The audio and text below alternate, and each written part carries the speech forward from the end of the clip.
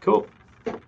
So this is Alena's portfolio review, and this is going to be an interesting one because Alena did. You can see. I'm excited to see what you think and really get your thoughts on what I can do to bolster my portfolio for pre-production. Really interested in storyboarding and character design / concept art, but I'm a little lost when it comes to showing that interest off with the work that I have now. I focused on editorial and book illustration in college, so I unfortunately missed out on some learning opportunities about the industry when I was in school. Any advice would be very much appreciated, and thanks for taking a look at my work. So the way that I can best help Alena, I think, is by looking at their website and kind of reacting to it as if as if I were a recruiter going to their websites for the first time, and then and kind of reacting to it, and after that, going into ways to show off that you want to get into storyboarding or character design or concept art. So let me pull up Alena's website right now. Here we go. So yeah, there's some really, really nice work here. A lot of this art is extremely moody, stylized, opinionated in interesting ways. Excuse me. And looking at this, I see these pieces as like turnarounds and concept pieces. A nice storytelling image here. So some nice environmental design. So if I'm a recruiter, I'm looking at this work as kind of viz dev work and look development work. Like this image is a very nice image of a very specific place, and really details well a mood that this particular place would convey. The shapes are really nice. The long pillars across the top, not pillars, ceiling beams across the top are really nice. And this is a really nice image too. Again, specific details. So looking through this, it's looks like more illustration based, more book design based, which obviously they said that they concentrated. Alena said that they concentrated in school. So if I'm a recruiter looking at this, I'm like, okay, so they're an illustrator and a designer, and that's where their main focus is. So if I'm a recruiter who's looking at this work for development work, I'm interested. Because there's a nice stylization, there's a very specific opinion, and there's some really cool look development stuff. So I would be on board for, I would look to Alena for like development work, and I might pass Alena on as a recruiter, I might pass them on to a development executive and say, hey, this person. Alena is really good at conveying moods and feelings in backgrounds, so they would be really good at viz dev art for development. If I'm a recruiter that's looking to fill a specific viz dev role on a show in production, let me talk a little bit about viz dev roles for development. A lot of viz dev happens in the development departments, but it is pretty hard to get consistent work doing viz dev, doing viz dev for development. It's very scattershot. They use a lot of varied artists, and there's not a lot of work, and it's not particularly stable for an artist. So it's hard to get those gigs and hard to find that work. Somebody has to kind of find your work online and be like, oh, I like this. This might be good. Alena might be good for this one project that we have in development, because there's a lot of rustic work right at the top. So if there's a project that's particularly rustic that's in development, cool, I might think of them. And somebody doing development art and looking for viz dev people would be reacting to images specifically and saying, okay, we've seen. I see that they do rustic images, these rustic images, and we're looking for this kind of feel for our particular project. Or we have a kind of slightly cowboy fantasy project where it's feeling a little, where our development, or the show is slightly mystical, but it's very outdoor based, and this feeling kind of, excuse me, I'm sorry, this image kind of conveys a feeling that we're looking for, so let's hire them to do some visual development, for this particular project. And the same for a lot of these. These are really nice. Yeah, but these images I think are more obviously book cover illustration kind of based. This has kind of a not orthographic, an isometric view, which is a little less applicable to animation.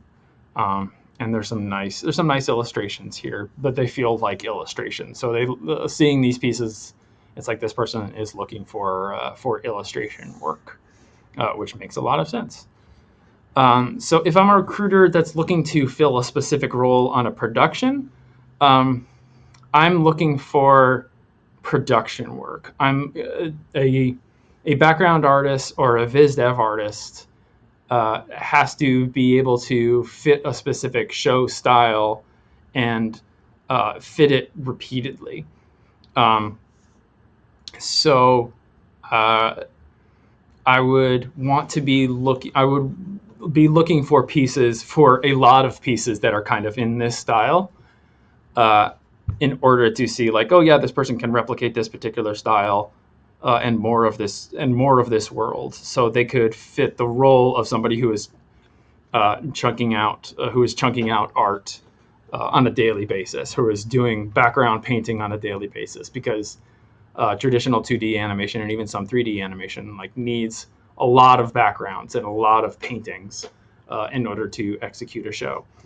And a lot of your day will be doing like 8 different versions or 8 different views of a room, of the same room, or 8 different turnarounds for different characters, or 8 different views of this stick, in order to add as much information as possible for the 3D modelers, or for the design departments if it's a Harmony production, or for the overseas studio if you're shipping overseas work. So a lot of the stuff is very pretty, and it's very illustration based. I can tell that it's not necessarily production art, because there's a lot that couldn't be conveyed, or that wouldn't necessarily translate to 3D or 2D pipelines. So what kind of advice could I offer you? Let's see. Let's look at your animation too. Let me see what's up before I start talking about that. Okay. Okay, cool. So there's some fun animations. These are really fun. Cool. So yeah. Is this a full film? Oh, dope. Does. And then when they put me under, I'm allergic to morphine. So they didn't give me morphine, they gave me fentanyl. But the problem is when fentanyl mixed with whatever other shit they put in my body made my whole body turn blue. And when I woke up, the dentist was like, you're turning blue. And I'm like, why am I turning blue? And the nurse was like, we don't know. But all we do know is that your body, because it's turning blue, is probably suffocating. So don't go to sleep. Also, we can't give you any more pain medication because it's making it worse. So they take me to the hospital, and at the Cool. All right, hospital, this is fun. I want to just out of curiosity, I want to see how many views this has. See if it. Uh, oh, only 76. Okay, that's a little surprising. I would have thought that would have had more.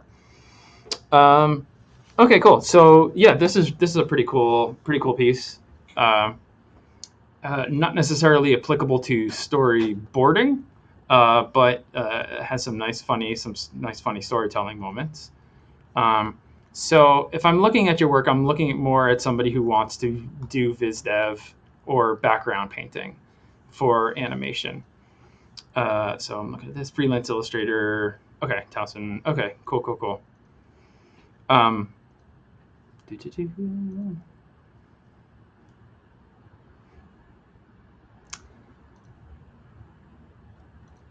cool. So if you're looking to, let me make sure I'm addressing your question again.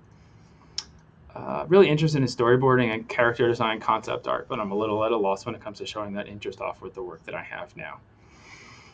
Um, the okay, cool. So I guess the only way to really show your interest that you want to get into character design and concept art is uh, to do more character design work and more concept artwork. And that sounds like that's the worst advice possible, but uh, to really do more work and show that you understand what the job is going to be, what the character design job and what the concept art job is going to be, um, and doing more of that type of work. Now, I always get a little nervous because when somebody says that they want to do concept art or viz dev, um, because that often, and especially with students, that often means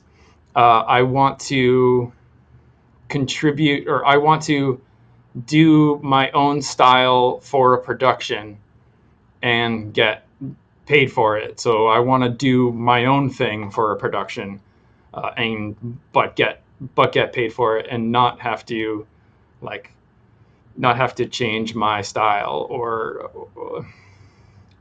like I just kind of want to blue sky and explore. So I'm not saying that that's you, Alena. I think I'm saying that I get nervous when people say when artists say that they want to do viz dev, because that's a very hard and specific, or sorry, a hard and non-specific thing.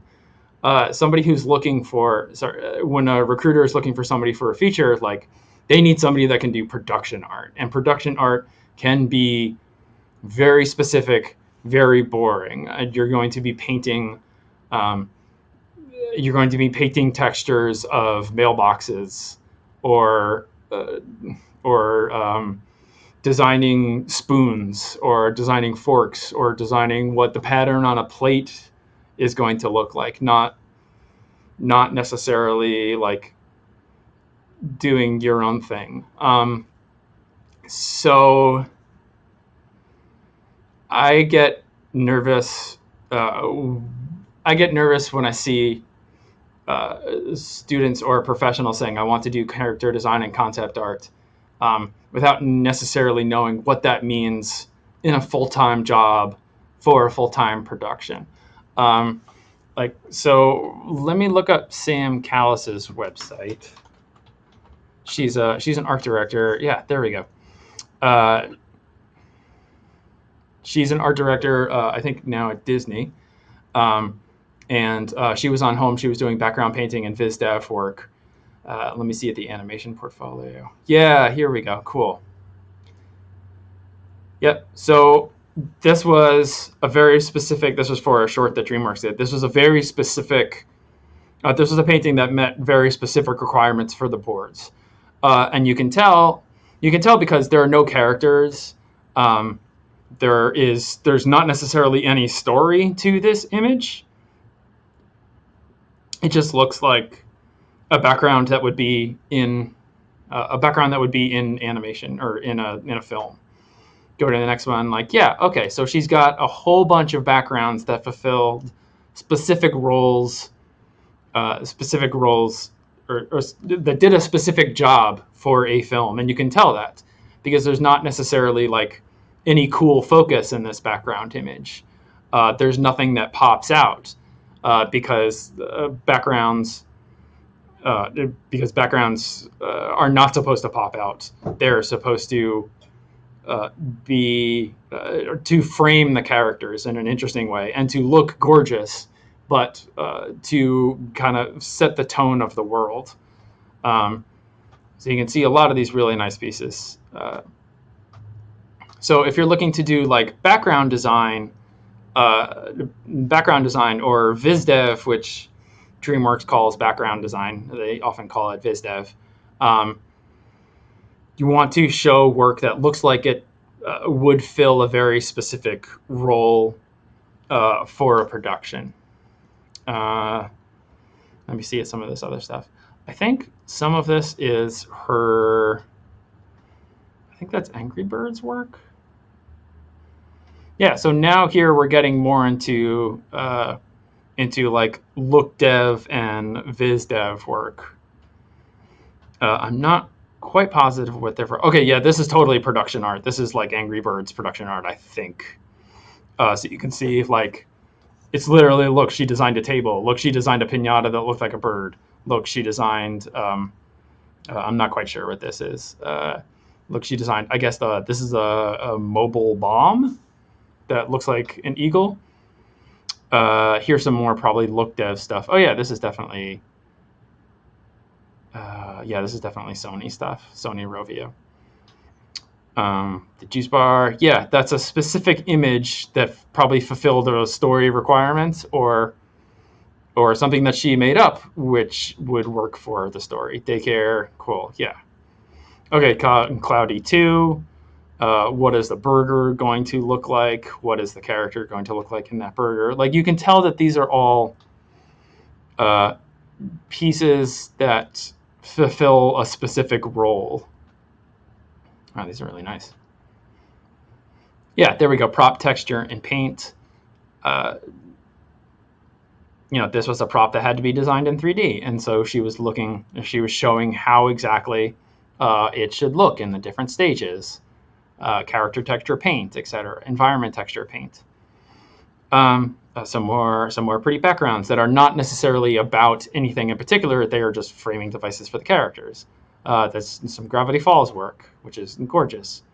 More Gravity Falls work. Yeah, again, like it kind of sets the tone, it kind of sets the mood without necessarily taking center stage.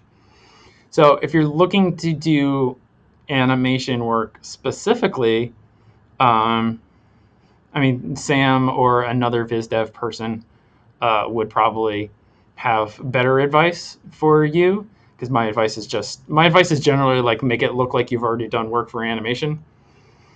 And oh wow,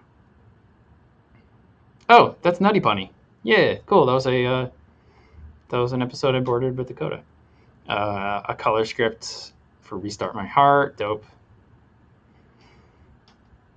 Yeah, Moving In. Dope. Another. Oh yeah, that was the song that we boarded. Yeah, so Sam's done some really dope work, and she really like this is all professional work at all, but you can tell like that she's designing these pieces for a specific purpose. So if you wanted to get into VizDev or background painting or like color keys or something, I would recommend doing that kind of stuff like for a fake film, I guess. Like here's a film. Here's a film that I'm pitching. I'm pitching around to studios. Here's some VizDev work. Here's what the background looks like. Here it's based on a mythic tale. It's based on Odysseus, but it's Odysseus if he worked in a fast food restaurant and didn't have a job. Something silly. Like take a concept and do a whole bunch of VizDev and background work and character design work as if you were actually going to make a feature film around it.